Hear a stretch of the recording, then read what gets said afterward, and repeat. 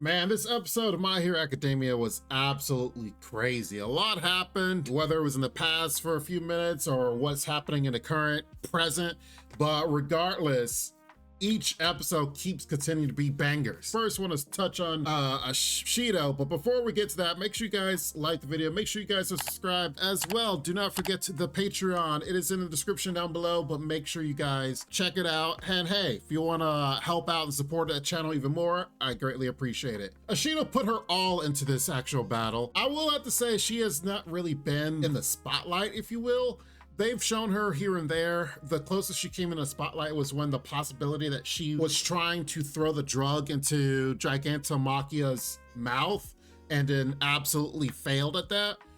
But she was able to redeem herself here. She wanted to pay Red Riot back for saving her at that time, and she also still had the mental, I don't know if you want to say scarring or blockage that happened when unknowingly she met Machia as a little girl and he just towered over her. But now she was able to kind of come back, face her fears, and output her acid to even a higher level, to where even her own acid is burning her. That's how you know how potent this acid is. And I thought it was a gentle nod how the sludge monster from, I believe, even episode 1 is back yet again, and she was able to use her acid to defeat him. Even when it looked like she was about to pass out, she just keep going. Because she failed, more people died by Machia's hands, including Miss Midnight. So I wonder if she actually blames herself for Midnight's death, but she definitely was mourning that fact and trying to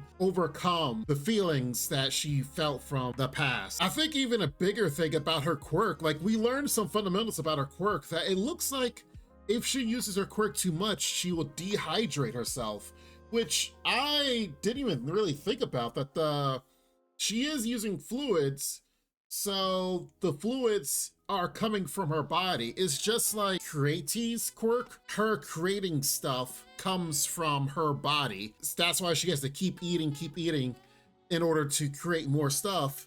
So I like the fact that they trickle in regular people or people that want to be heroes, how their quirks work as a fundamental part of their own body. Kind of like a little scientific thing in there. Although that may not interest a lot of people, I think it's very interesting for me because it's like, okay, how does a regular human be able to do these extraordinary quirks? It's like, oh, it comes at a price. They're not invulnerable or able to do this all the time. I think it's a creative way as far as to say how quirks work fundamentally. So the Brava's live stream is actually working. It's getting the attention of the whole world. More and more people are seeing what is actually happening in Japan, because before they had written Japan off. They're like, oh, you know what? The villains are winning, so they are disrupting a actual government, an actual country, and maybe we need to side with the actual villains because they're going to be the ones in control. La Brava is showing, hey, Japan is not dead. There are still people here. There's still fighters, heroes, trying to fight for their freedoms of themselves and the world. These news crews, these people that technically may not even supposed to be there, they're going out. It's like they can't sit still, unauthorized for them to do this, but yet the news crews are like, no, this is news, this is history. We need to go and document this. Kind of like the students that are actually inside the coffin and documenting everything for documentary purposes. They don't have any quirks, so they're like, you know what? The least we could do is record what happened in this moment as human beings try to fight the great evil that's happening in the modern time. And I will have to say, I did enjoy the fact that as they're showing different people around the world, that they even gave nods to cameos of different people from different My Hero Academia movies and specials that they've had. I love it when they do that. So then that way it also helps in a timeline whenever people are like, hey, at what point did this movie take place in the show? We can estimate due to, you know, the powers of the heroes and what they're able to do. But this kind of gives a nod like, yeah, that happened previously. This is what's happening now in the present. Whether they have quirks or not, these newscasters are trying to go in, document what is happening in the world, and even at the cost of their own lives and for the cost of not even being paid for it, but they know history is happening at this moment. Now, All For One actually gets younger, and we know that technically, due to the rewind that he actually took, he will die because of it. We do not know how long that will take. He could just rewind, eventually get younger and younger until he's a zygote and he's just dead. We learned from him that the more damage he receives, it seems he gets younger quicker, which makes sense. The fact that how he was kind of adult looking, and then all of a sudden, after they absolutely trounce him, he comes back and looks younger. So he is kind of in a race against the clock for himself as he tries to get back to his other body. And who knows what would happen if they kind of meet together. I mean, it could reverse the whole rewind effect if he's able to get back to his other body that's in Shigaraki. They can't have that. But, you know, All For One is like, nah, you're not gonna stop me. And can we just point out, like, when I'm seeing this show, and if you get a chance to check out my reaction on Patreon, All For One loves attacking / eating people's stomachs. I don't know why this is the case. This is the third time he's done that, at least. He's done it to Endeavor, he's done it to All Might, now he's done it to Mount Lady. It's like, maybe that quirk specifically targets that area of people or something? I don't understand. But it's just seeing that, I'm like, dude, can you lay off people's sides and their stomach? Come on now. But I guess he keeps targeting it, it keeps working. You know, someone needs to warn something like, hey, after it happened to All Might, you think you would kind of tell everyone, hey, watch your midsection. Nope, he just keeps doing it over and over again. Now they're meeting All For One and Machia.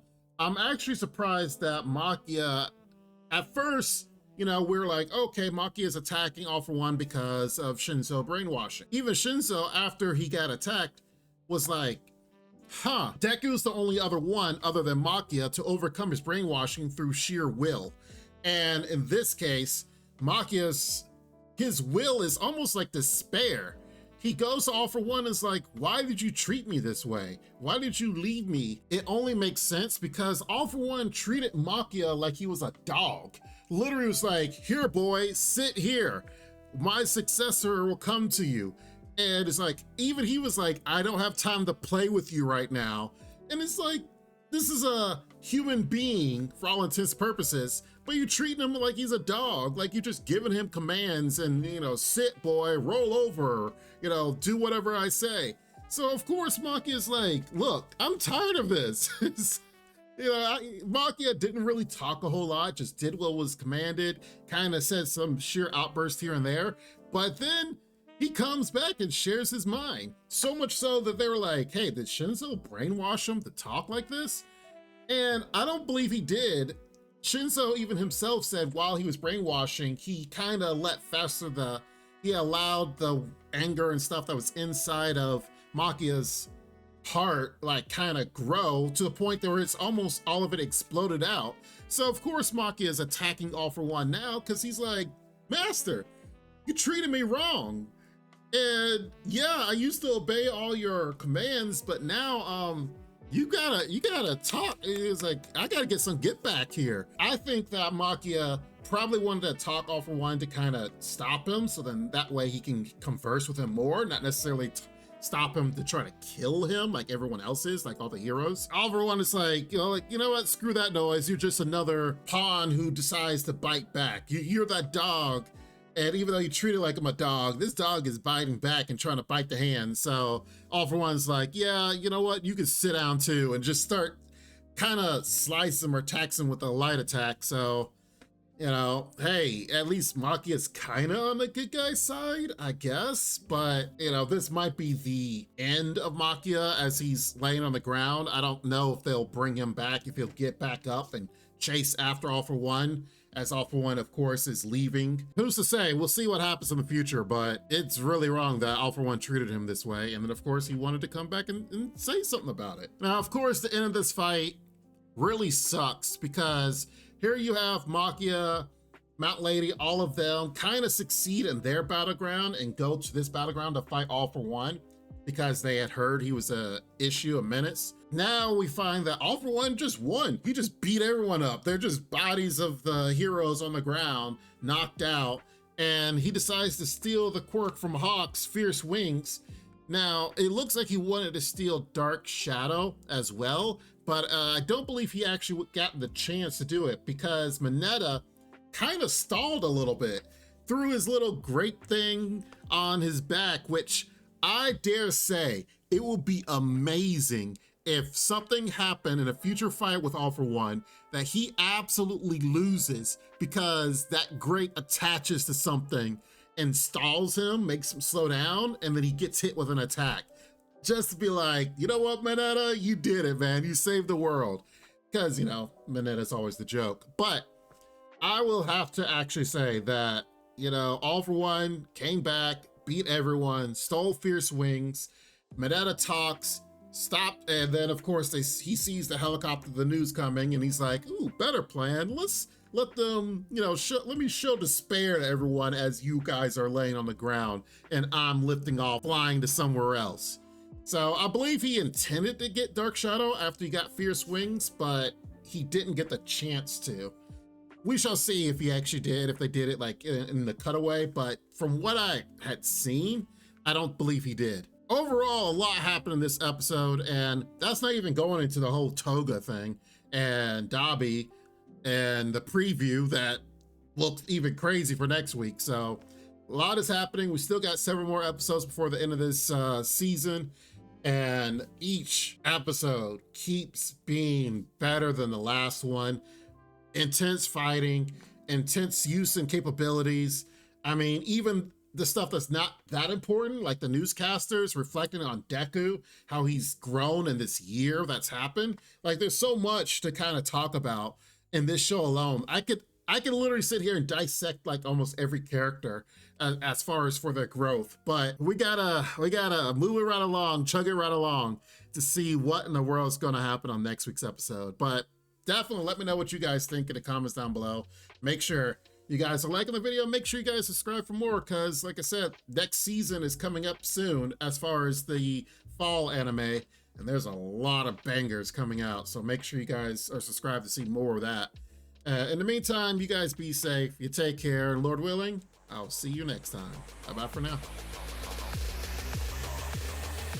This ain't what you want, bitch, I'm a fucking phenomenon.